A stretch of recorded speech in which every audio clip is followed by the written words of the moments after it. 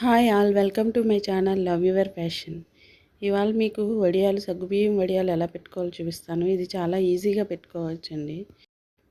వడియాలు చూసారా, చక్కగా మల్లెపువ్వులు అలా చాలా తెల్లగా ఉన్నాయి. ఈ వడియాల కోసం మనం పిండిని స్టవ్ మీద పెట్టి ఉడికించాల్సిన అవసరం లేదు. చాలా ఈజీగా చేసేసుకోవచ్చు.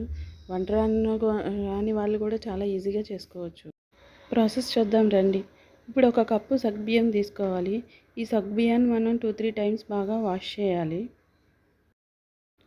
ఇప్పుడు మనం ఏ కప్పుతో సగ్గుబియ్యం తీసుకున్నామో ఆ కప్పుతో 2 గ్లాసులు వాటర్ యాడ్ చేయాలి.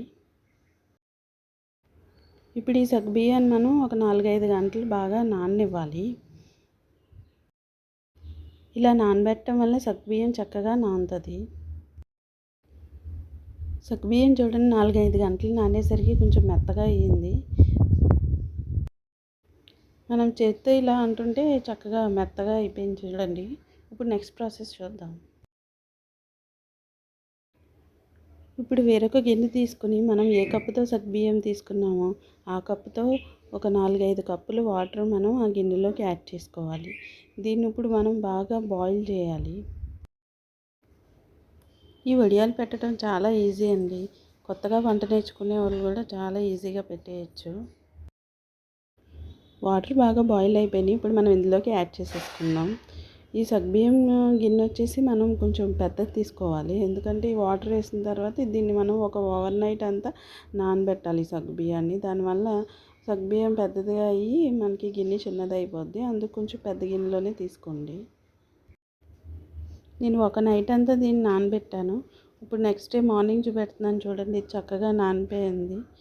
ఇప్పుడు దీన్ని మనం మిక్సీ పట్టేసుకుందాం.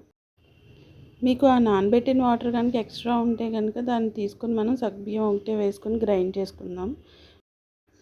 గ్రైండ్ చేసుకున్నప్పుడు మనకి ఎక్స్ట్రా వచ్చిన సగ్గుబియ్యం వాటర్ ఉంటే కనుక అది కొంచెం కొంచెం వేసుకుని యాడ్ చేసుకోవచ్చు. చూసారా, చక్కగా మెత్తగా పేస్ట్ లాగా అయిపోయింది. దీన్ని ఇప్పుడు మనం బౌల్లోకి తీసుకుందాం.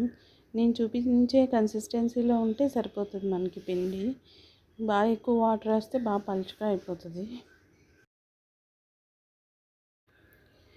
ఇప్పుడు మనం దీంట్లోకి సాల్ట్ యాడ్ చేసుకుందాం. సాల్ట్ చూసుకుని వేసుకోండి, లేకపోతే వడియాలు ఎండిన తర్వాత ఎక్కువైపోద్ది. ఇప్పుడు ఒక 1/2 స్పూన్ జీలకర్ర యాడ్ చేసుకుందాం. ఇవన్నీ మనం బాగా మిక్స్ చేసేసుకుందాం.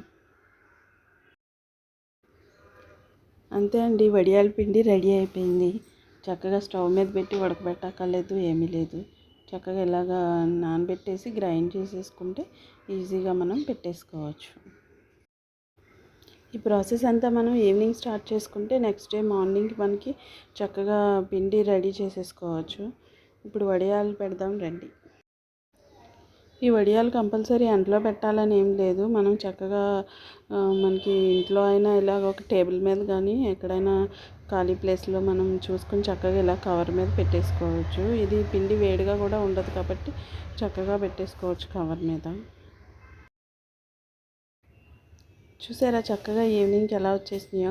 లైట్గా ఇంకా పిండి ఉంది, నెక్స్ట్ డేకి చక్కగా అయిపోతుంది. మనం తీయకుండానే ఇలా కవర్ నుంచి అవి సపరేట్ అయిపోతున్నాయి. అంతే అండి, చక్కగా నెక్స్ట్ డేకి చూసారా ఎలా డ్రై అయిపోయి ఎంత బాగా వచ్చినాయో. ఇలా మనం స్టోర్ చేసి పెట్టుకుంటే చక్కగా 1 ఇయర్ వరకు మనం వడియాలు చక్కగా వాడుకోవచ్చు. మీకు ఒకసారి వేసి చూపిస్తాను ఇవి ఎలా ఉన్నాయి.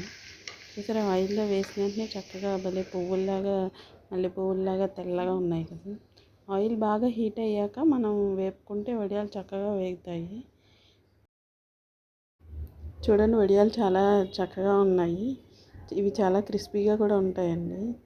మనం చేతిలో పెట్టుకుని ఇలా నొక్కుతుంటే చూసారా ఎంత బాగా అవుతున్నాయో క్రిస్పీగాని. ఒకసారి ఇలా ట్రై చేయండి. నేను చెప్పే టిప్స్ ఇవన్నీ ఫాలో అవి ఒకసారి ట్రై చేసి మీకు ఎలా వచ్చిందో చెప్పండి. ఇలాంటి మోర్ వీడియోస్ కోసం నా ఛానల్ సబ్స్క్రైబ్ చేయండి, ఫాలో చేయండి, ఫ్రెండ్స్కి షేర్ చేయండి. Thank you for watching.